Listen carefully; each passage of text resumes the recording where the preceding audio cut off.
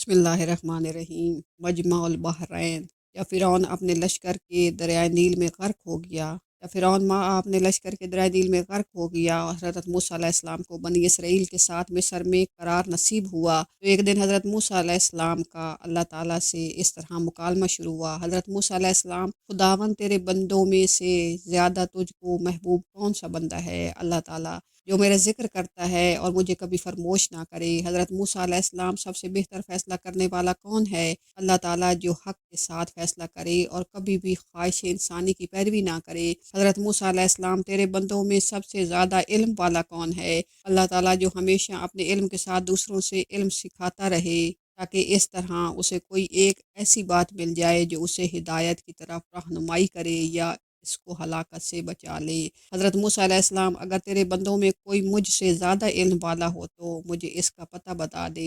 اللہ تعالیٰ خضر تم سے زیادہ علم والے ہیں۔ حضرت موسیٰ علیہ السلام، میں انہیں کہاں تلاش کروں؟ اللہ تعالیٰ ساحل سمندر پر چٹان کے پاس۔ حضرت موسیٰ علیہ السلام، وہاں کیسے اور کس طرح پہنچوں؟ اللہ تعالیٰ تم ایک ٹوکری میں ایک مچھلی لے کر سفر کرو، جہاں وہ مچھلی گم ہو جائے بس وہیں خضر سے تمہاری ملاقات ہوگی۔ اس کے بعد حضرت موسیٰ علیہ السلام اپنے حضرت یوشع بن نون بن افرحیم بن یوسف علیہ السلام کو اپنا رفیق کے سفر بنا کر مجمع البحرین کا سفر شروع فرمایا۔ حضرت موسیٰ علیہ السلام چلتے چلتے جب بہت دور چلے گئے تو ایک جگہ سو گئے اور اسی جگہ مچھلی ٹوکری میں سے تڑپ کر سمندر میں کود گئی اور جس جگہ پانی میں ڈوبی وہاں پانی میں ایک سوراخ بن گیا۔ حضرت موسیٰ علیہ السلام نیند سے بیدار ہو کر چلنے لگے۔ جب دوپہر کے کھانے کا وقت ہوا تو آپ نے اپنے شاگرد حضرت یوشع بن نون علیہ السلام سے مچھلی طلب فرمائی تو انہوں نے عرض کیا کہ چٹان کے پاس جہاں آپ سو گئے تھے مچھلی کود کر سمندر میں چلی گئی اور میں آپ کو بتانا بھول گیا۔ آپ نے فرمایا کہ ہمیں تو اسی جگہ کی تلاش تھی۔ بہرحال پھر آپ اپنے قدموں کے نشانات کو تلاش کرتے ہوئے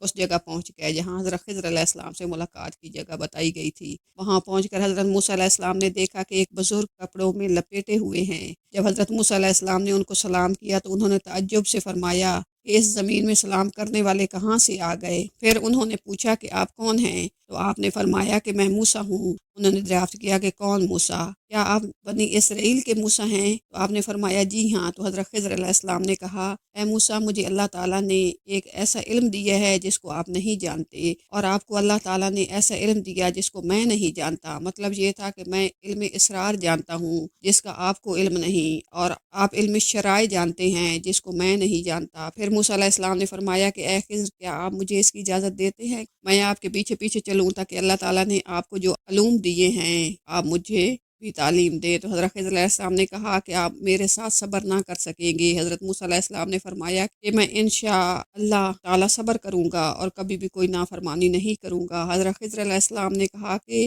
شرط یہ ہے کہ آپ مجھ سے کسی بات کے متعلق سوال نہ کریں گے یہاں تک کہ میں خود آپ کو بتا دوں۔ غرض اس عہد و معاہدے کے بعد حضرت خضر علیہ السلام نے حضرت موسیٰ اور حضرت یوشع بن نون کو اپنے ساتھ لے کر سمندر کے کنارے کنارے چلنا شروع کر دیا، یہاں تک ایک کشتی پر نظر پڑی اور کشتی والوں نے ان تینوں صاحبان کو کشتی پر سوار کر لیا اور کشتی کا کرایہ بھی نہیں مانگا۔ جب یہ لوگ کشتی میں بیٹھ گئے تو حضرت خضر علیہ السلام نے اپنے جھولے میں سے کلہاڑی نکالی اور کشتی کو پھاڑ کر اس کا ایک تختہ نکال کر سمندر میں پھینک دیا۔ یہ منظر دیکھ کر حضرت موسیٰ علیہ السلام برداشت نہ کر سکے اور حضرت خضر علیہ السلام سے یہ سوال کر بیٹھے۔ ترجمہ: کیا تم نے اسے اس لیے چیرا کہ اس کے سواروں کو ڈبو دو؟ بے شک یہ تم نے بری بات کی۔ حضرت خضر علیہ السلام نے کہا کہ کیا میں نے آپ سے کہا نہیں تھا کہ آپ میرے ساتھ صبر نہ کر سکیں گے؟ حضرت موسیٰ علیہ السلام نے معذرت کرتے ہوئے فرمایا کہ میں نے بھول کر سوال کر دیا، آپ میری بھول پر گرفت نہ کیجیے اور میرے کام میں مشکل نہ ڈالیے۔ پھر یہ حضرات کچھ دور آگے کو چلے تو حضرت خضر علیہ السلام نے ایک نابالغ بچے کو دیکھا جو اپنے ماں باپ کا اکلوتا بیٹا تھا۔ حضرت خضر علیہ السلام نے گلا دبا کر اور زمین پر پٹک کر اس بچے کو قتل کر ڈالا۔ یہ ہوش ربا خونی منظر دیکھ کر حضرت موسیٰ علیہ السلام میں صبر کی تاب نہ رہی اور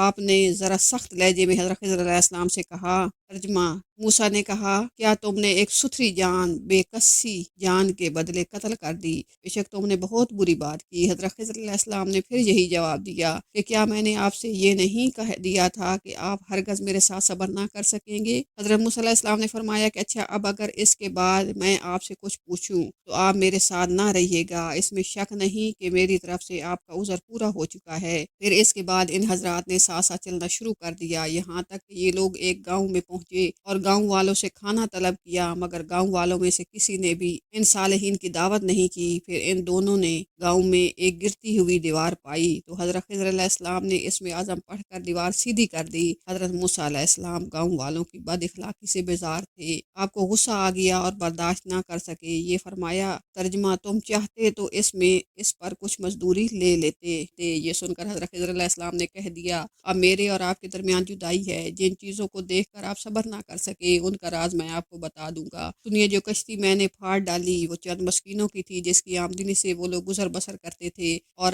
آگے ایک ظالم بادشاہ رہتا تھا جو سالم اور اچھی کشتیوں کو چھین لیا کرتا تھا اور عیب دار کشتیوں کو چھوڑ دیا کرتا تھا۔ تو میں نے قصداً ایک تختہ نکال کر اس کشتی کو عیب دار کر دیا تاکہ ظالم بادشاہ کے فیض و غضب سے محفوظ رہے۔ اور جس لڑکے کو میں نے قتل کر دیا اس کے والدین بہت نیک اور صالح تھے، اور یہ لڑکا پیدائشی کافر تھا، اور والدین اس لڑکے سے بے پناہ محبت کرتے تھے اور اس کی ہر خواہش پوری کرتے تھے۔ تو ہمیں یہ خوف خطر نظر آیا کہ وہ لڑکا کہیں اپنے والدین کو کفر میں نہ مبتلا کر دے، اس لیے میں نے اس لڑکے کو قتل کر کے اس کے والدین کو کفر سے بچا لیا۔ اب اس کے والدین صبر کریں گے اور اللہ تعالیٰ اس لڑکے کے بدلے میں اس کے والدین کو ایک بیٹی عطا فرمائے گا جو ایک نبی سے بیاہی جائے گی، اور اس کے شکم سے ایک نبی پیدا ہوگا جو ایک امت کو ہدایت کرے گا۔ اور گرتی ہوئی دیوار کو سیدھی کرنے کا یہ راز تھا کہ یہ دیوار دو یتیم بچوں کی تھی جس کے نیچے ان دونوں کا خزانہ تھا، اور ان دونوں کا باپ ایک صالح اور نیک آدمی تھا۔ اگر ابھی یہ دیوار گر جاتی تو ان یتیموں کا خزانہ گاؤں والے لے لیتے، اس لیے آپ کے پروردگار نے یہ چاہا کہ یہ دونوں یتیم بچے جوان ہو کر اپنا خزانہ نکال لیں، اس لیے